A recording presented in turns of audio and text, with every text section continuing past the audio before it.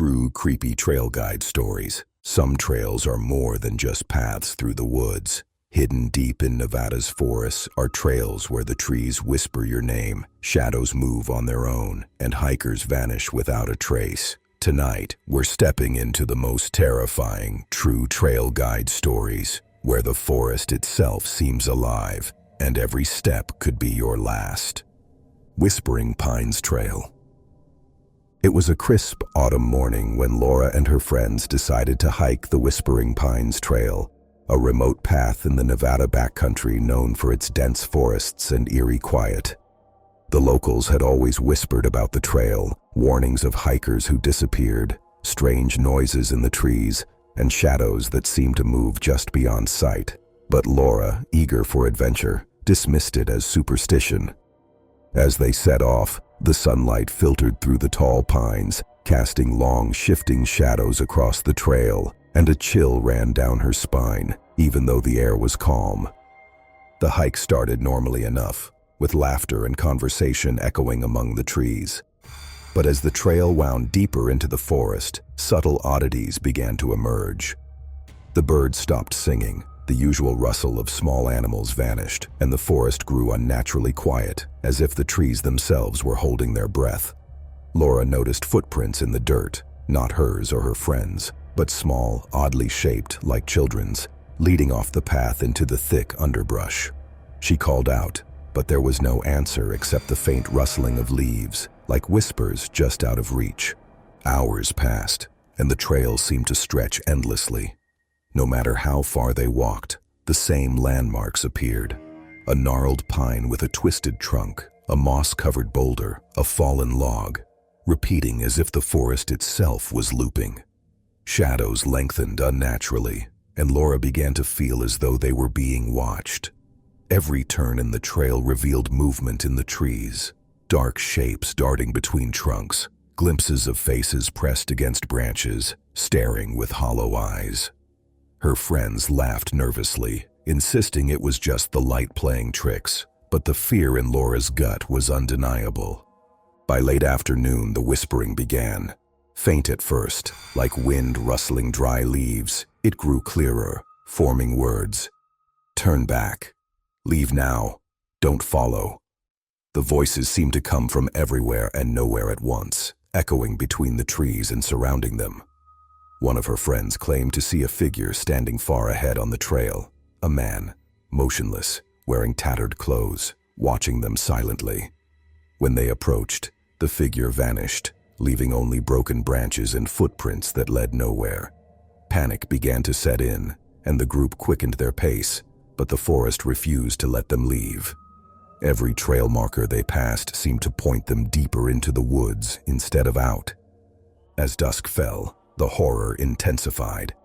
The temperature dropped sharply, and fog began to rise from the forest floor, curling around their legs and obscuring the path. The whispering voices now called their names individually, mocking and taunting them. Shadows moved with a life of their own, detaching from the trees to follow them along the trail, always staying just out of reach. Laura tripped over a root and fell, and when she looked up, she saw dozens of small figures emerging from the mist.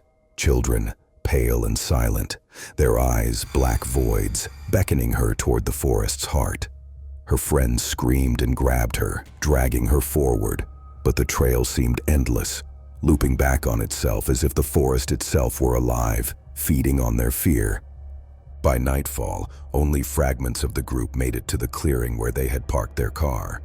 Laura looked back once and saw the Whispering Pines Trail behind them, empty, silent. But she could still feel eyes on her, following her steps, and in the distance, the faint rustling of leaves sounded like laughter. Locals say that anyone who strays too far into the trail alone can vanish for hours, days, or even years, only to return with no memory, their eyes hollow and whispers of unseen forces lingering in their minds forever. The Lost Echo Trail. It began as a routine summer hike for Mark, a nature enthusiast who often explored Nevada's lesser-known trails. He had heard rumors of the lost echo trail from a local guide, tales of hikers vanishing without a trace, strange voices echoing through the canyon, and shadows that seemed to follow intruders into the dense pine forests. Skeptical but intrigued, Mark convinced two friends, Jenna and Kyle, to join him for an overnight hike. They packed their gear, thinking the warnings were just local folklore designed to scare tourists. At first, the trail seemed perfectly normal. The morning sun pierced through the tall pine trees, dappling the path in gold and green. Birds sang from high branches, and the occasional deer darted across the path. The first few hours were uneventful, and the group joked about the ominous stories, calling them trail ghost tales, to keep the mood light. But as the afternoon approached, the atmosphere began to shift. The forest became unnaturally silent. The wind dropped, the birds vanished, and even the small rustling of wildlife seemed to have been sucked from the air. Every step they took echoed too loudly, as if the trail itself were amplifying their presence. The first unsettling sign came when they noticed faint footprints alongside the trail, small, irregular, and unlike any animal tracks they had ever seen. They weren't sure whether they were human, animal, or something else entirely. Jenna shivered, claiming she could hear whispers, soft murmurs just at the edge of hearing. But whenever they stopped to listen, there was nothing, only the oppressive quiet of the forest. Kyle dismissed it as imagination, but even he began to feel an intangible weight pressing down, a sensation of being watched from every angle. By late afternoon, the trail became confusing. Landmarks repeated themselves unnaturally: a twisted pine, a fallen log, a moss-covered rock, over and over, as if the forest had no beginning and no end. The air grew damp and cold, even though the day had been warm. Shadows stretched long and twisted, forming shapes that weren't quite human, lurking just at the periphery of their vision. When Mark turned to point out one such shadow, it vanished instantly, leaving only empty air. Panic began to creep in. The trail seemed to loop back on itself no matter which direction they walked. Every turn led them back to the same twisted pine they had passed hours earlier. Night fell faster than expected, and the darkness brought the trail's true horrors to life. Mist rolled in from the valley below, clinging to their clothes and obscuring the path. The whispers returned, louder this time, carrying words that seemed to come from everywhere and nowhere at once. Turn back, leave, or stay forever. Their flashlights barely pierced the fog, revealing shapes that darted between the trees, too fast to identify. Jenna swore she saw faces pressed against the tree trunks, hollow-eyed children staring at them silently, then disappearing as soon as she blinked. The forest itself seemed to move. The trees leaned closer, branches brushing their shoulders like skeletal fingers. The trail beneath their feet shifted subtly, roots tangling and twisting where they had just walked. Mark stumbled into a small clearing and found an old campsite, abandoned but recently used. A tattered backpack lay on the ground, with a journal inside. The pages were filled with frantic handwriting. They follow, can't escape. The echoes know my name. The last entry was a smear of ink and blood. The realization hit them like a punch. They weren't the first to be trapped here, and the forest didn't let go easily. Hours stretched into an impossible limbo. Every time they thought they were leaving the trail, it led them deeper into the forest. The whispers became more distinct, calling their names individually, urging them toward darker paths. Shadows detached themselves from trees, forming humanoid figures that moved just out of reach, always appearing closer than possible when they turned their heads. Kyle disappeared first, vanishing into the fog as his screams echoed and then abruptly stopped. Mark and Jenna ran blindly, but the trail shifted underfoot, leading them back to the same clearing, the same twisted pine, as if the forest were alive, mocking their attempts to escape. By midnight, the trio, or what remained, were delirious. The air grew thick with cold, damp fog, and the whispering had become a chorus of tormenting voices. In the dim light of their flashlights, they saw dozens of figures emerging from the mist. Some humanoid, some grotesquely elongated, crawling through the fog with impossible agility. The figures didn't speak, but their presence conveyed hunger and malice, as if they fed on fear itself. Jenna screamed when a figure reached for her shoulder, but her hand passed through it like smoke, cold and suffocating. Eventually, Mark and Jenna stumbled upon a small stone cabin hidden among the trees, its door slightly ajar.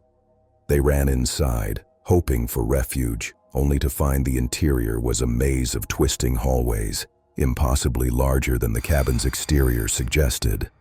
The walls were lined with strange markings, names, dates, and warnings scratched into the wood. The whispers grew deafening, now chanting in a language neither of them understood. They realized with horror that the cabin was alive, feeding on their terror, reshaping itself with every step they took. By the first light of dawn, Mark and Jenna found themselves back on the trail's entrance, disheveled, pale, and shaking. Kyle was gone, and no trace of him remained. The forest behind them looked calm again, peaceful, almost welcoming, as if it had never been anything but a simple hiking path.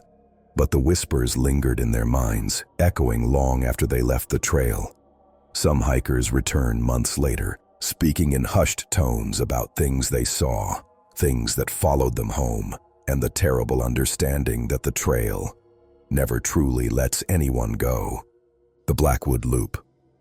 It was mid-October when Ryan, a seasoned hiker, decided to explore Blackwood Loop, a trail deep in the Nevada wilderness known for its beauty and isolation. The guidebooks barely mentioned it, only warning of unmarked paths and sudden fog. But local whispers painted a darker picture. Stories of hikers disappearing, hearing voices in the woods, and seeing shadows that shouldn't exist. Ryan, intrigued by the thrill of the unknown, invited two friends, Maya and Lucas, to join him for what was supposed to be a 2-day overnight hike. They packed their backpacks, laughed off the warnings, and set out on a sunny morning, unaware that the forest had other plans. The first hours were idyllic. Golden sunlight streamed through the towering pines. The air was crisp and fragrant with fallen leaves, and the occasional squirrel or deer crossed their path.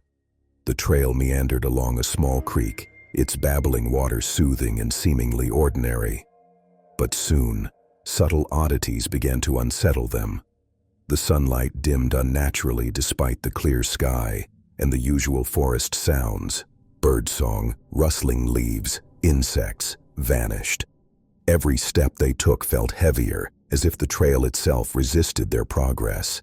Occasionally, Maya swore she saw movement in the underbrush, shadowy figures slipping between the trees, always staying just at the edge of sight.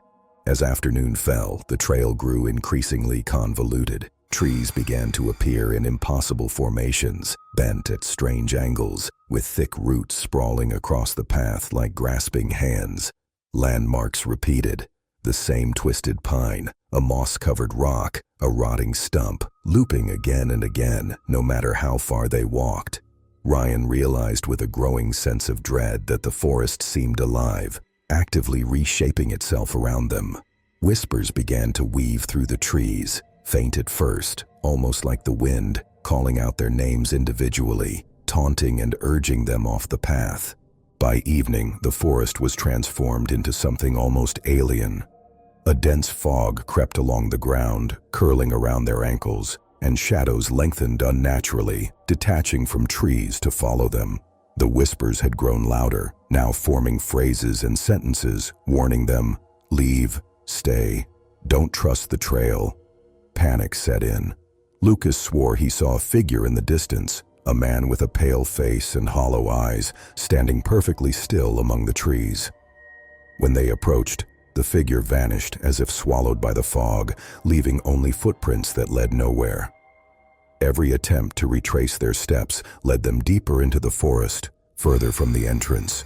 Nightfall brought the full terror of Blackwood Loop. The trio tried to make camp in a small clearing, but every attempt felt futile. The trees seemed to lean inward, enclosing the clearing, and the fog thickened, pressing against their skin like a living thing. The whispers turned into voices, now distinct and malicious, repeating their fears and regrets back to them. Shapes emerged from the mist, thin, elongated figures, moving with unnatural speed and silence, sometimes crawling along tree branches, sometimes darting across the trail in the blink of an eye. One figure approached Maya, bending impossibly, her scream swallowed by the forest before it could even leave her mouth. Hours stretched into what felt like days. Hunger and exhaustion clouded their minds, and time itself seemed to dissolve. The trail twisted impossibly. Markers they had seen hours ago now appeared ahead, behind, and above, defying all sense of direction. Every open space revealed more horrors. Small figures with hollow eyes pressed against trees, faceless shapes sliding silently through fog, and glimpses of the forest floor shifting beneath them as if it were breathing. Ryan tried to keep them together, but Lucas became increasingly erratic, convinced the forest was speaking only to him, and in a fit of terror, he vanished into the fog, leaving nothing but a muffled scream that faded into the whispers. By dawn, only Ryan and Maya remained. Their hope of escaping dwindled as they realized the trail no longer resembled any map or memory.